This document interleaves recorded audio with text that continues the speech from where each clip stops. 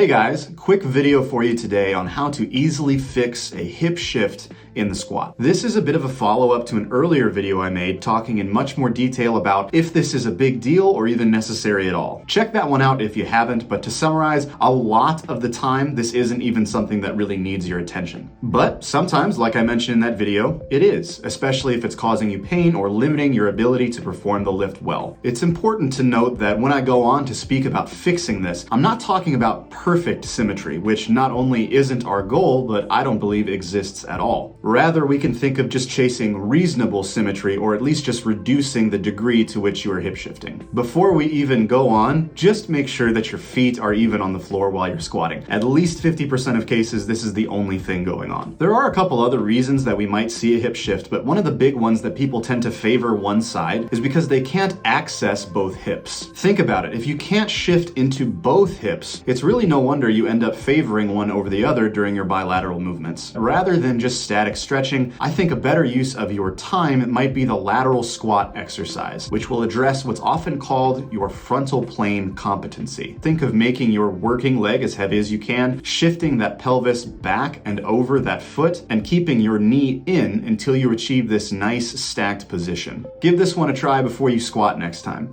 And if you want me to post a full lower body warm-up routine, let me know in the comments. See you next time.